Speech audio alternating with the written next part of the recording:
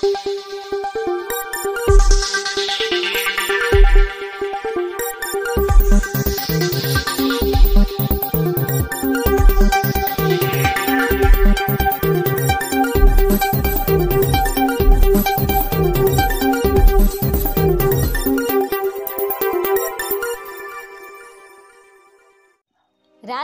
Central జైల్లో ఉన్న MP Mithun రెడ్డిని పరామర్శించిన శాసన మండలి చైర్మన్ మోషన్ రాజు, తంబాలపల్లి ఎమ్మెల్యే ద్వారకానాథ్ రెడ్డి, నర్సాపురం మాజీ ఎమ్మెల్యే వరప్రసాద్ రాజు. ఈ సందర్భంగా వారు మాట్లాడుతూ మిథున్ రెడ్డిని ఇబ్బంది పెట్టాలని ఈ ప్రభుత్వం చూస్తుందని, మావోయిస్టులు టెర్రరిస్టుల మాదిరిగా పెద్దిరెడ్డిని వేధింపులకు గురి చేస్తున్నారని పేర్కొన్నారు.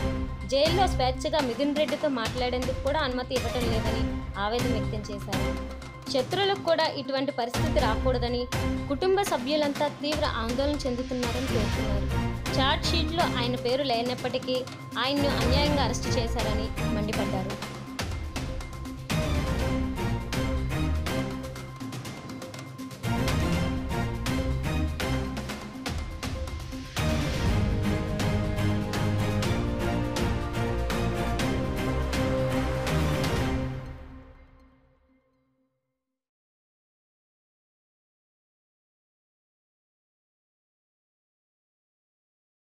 నొక్కడం ద్వారా పాలకపక్షం ఏకపక్షంగా పరిపాలించాలనేటువంటి ఒక కొత్త వరవడిని ఈ రాష్ట్రంలో అమలు చేస్తున్నారు.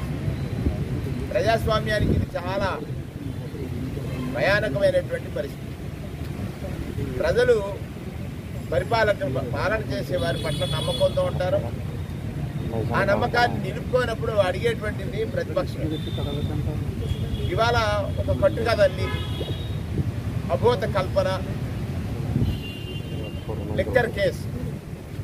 ఇది లిక్కర్ కేసు అంటే వారు ఏ విధంగా ఈ ప్రభుత్వంలో పనిచేసినా లేకపోతే సమాజానికి ఒక భయాన్ని చూపించాలి అనేటువంటి ఒక ప్రయత్నమే ఇవాళ మిథున్ రెడ్డి గారి అరెస్ట్ చూసినట్లయితే ఆయనకి ఏమాత్రము సంబంధం లేని, ఎక్కడా కూడా ఆయన ప్రమేయం లేని, అంటే పెద్దిరెడ్డి గారి కుటుంబాన్ని మొదటి నుండి, ప్రభుత్వం ఏర్పడిన మొదటి రోజు నుండి కూడా ఆ రోజు ఆర్డీఓ ఆఫీసులో ఫైళ్ళు ఏదైతే అడ్డుకున్నాయని మొదలుపెట్టారో అక్కడి నుంచి రోజు ఈనాడులో ఒక వార్తా కథనం రాస్తారు, భూములు ఆక్రమించారనేటువంటి వార్తలు రాస్తారు. వారు ఎప్పటి నుంచో కూడా కాంట్రాక్ట్ ఫీల్డ్లో ఉన్నారు. ఉన్న ప్రతి అంశంలోనూ వారు ఇన్కమ్ ట్యాక్స్ పే చేసేటువంటి పరిస్థితులు ఉన్నాయి. ఇన్నున్నా కూడా జగన్మోహన్ రెడ్డి గారిని ఏ విధంగా ఆయన మానసిక స్థైర్యాన్ని దిగజార్చాలనో లేకపోతే తగ్గించాలనో, మమ్మల్ని ఏ రకంగా కానీ గారిని ఇబ్బంది పెట్టాలా, ఏదో ఒక దేశంలో లేకపోతే ఆయన ఏదో టెర్రరిస్టులు, మావోయిస్టులు ఆ బాధ్యతతో ఇబ్బంది పెడతా ఉన్నారు. ఇది వాస్తవంగా చంద్రబాబు నాయుడుకి కానీ వాళ్ళ కుమారుడికి కానీ ఈ ప్రభుత్వానికి కానీ మంచిది కాదని కూడా తెలియజేస్తాను. చంద్రబాబు నాయుడు ఉద్దేశం ఏమంటే పెద్దిరెడ్డి గారిని నేర్పించాలా, వాళ్ళు ఏడుస్తూ ఉంటే మేము చూస్తూ ఉండాలా అని ఒక ఆనందంతో ఆయన ఊగిలాడుతూ ఉన్నాడు. ఇబ్బంది పెడుతూ ఉన్నారు. మేము ఇద్దరు మాట్లాడాలంటే మా పక్కన నలుగురు నిలుచుకుంటే కనీసం మేము మాట్లాడేది కూడా స్వేచ్ఛ లేని పరిస్థితి. ఈరోజు ఆయన ఏమి తప్పు చేశాడని అడిగేదానికి కూడా మేము ఏదైనా పర్సనల్గా ఒక మాట మాట్లాడాలంటే కూడా నలుగురు పోలీసులు పక్కన నిలుచుకొని మేము మాట్లాడే స్వేచ్ఛ కూడా లేకుండా ఈరోజు జైల్లో జరుగుతూ ఉందంటే నిజంగా ఏ తప్పు చేయని మనిషిని కూడా ఇది ఇబ్బంది పెడతారా, ఇబ్బంది పెట్టిస్తారా అనేది ఈరోజు మిథున్ రెడ్డి విషయంలో మేము చూస్తూ ఉన్నాం. కుటుంబ సభ్యులుగా ఎంత బాధపడతామనేది మాకే తెలుసు. ఇలాంటి శత్రువుకు కూడా ఇలాంటి పరిస్థితి రాకూడదని అనుకునే వాళ్ళం మేము. ఏ రోజు మా వల్ల ఏ మనిషి కానీ ఇబ్బంది పడిన వాళ్ళు లేరు. కష్టంతో పైకి వచ్చినాం. ఈరోజు ఈ నీటిలో ఉన్నామంటే మేమందరం కూడా కష్టపడుకొని పైకి వచ్చినాం.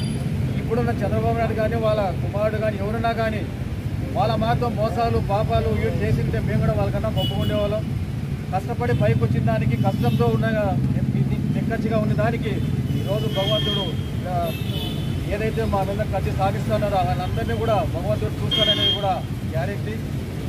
ఏదేమైనా ఇలాంటి కేసులు పెట్టి ప్రజల్ని దొంగదావ పట్టించడం మంచి పద్ధతి కాదని కూడా ప్రభుత్వానికి తెలియజేస్తూ ఉన్నా. మీరందరూ కూడా ప్రతి ఒక్కరూ కూడా ఎవరైనా ఫలానా మనిషి పని చేసినాడా చేసి ఉంటాడా ఏ కేసైనా ఉందా ఏ సెక్షన్ అయినా ఉందా అంటే ఎవరైనా కానీ మేధావులు ఉంటారు, వాళ్ళ ఛార్జ్ షీట్ ఉంది, ఎఫ్ఐఆర్ ఉంది, అన్నీ ఉన్నాయి, చదవండి. ఒక్క దాంట్లో ఆయన పేరు ఉంటే మీరు అరెస్ట్ చేయండి.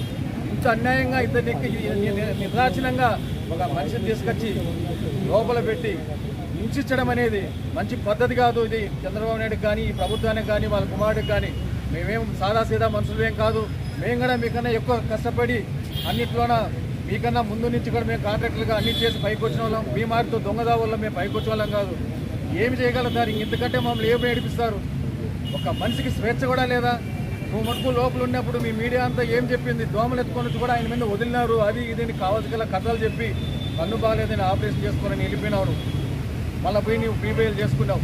ఈరోజు ఏ కేసు లేదు, ఏమి లేదు. అయినా మేధావులు ఉన్నారు, లాయర్లు ఉన్నారు, అందరూ కూడా ఛార్జ్ షీట్ చూడొచ్చు, ఎఫ్ఐఆర్ చూడొచ్చు, ఏ పేరు ఉంది ఆయనకు, ఏ సెక్షన్ మీద ఆయన అరెస్ట్ చేశారనేది కూడా మీరు అందరూ కూడా చూస్తూ ఉంటారు.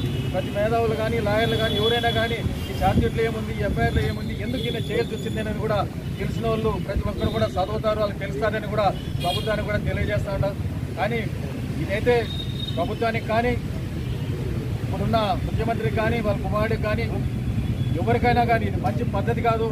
ఒక్క సామాన్య వ్యక్తి కాదు, కష్టంతో పైకి వచ్చిన వ్యక్తి, మీకన్నా బాగా అందరితో ప్రజలతో మంచి పలుకుబడితో మంచి పేరు తెచ్చుకున్న వ్యక్తిగా ఆయన ఉన్నాడు.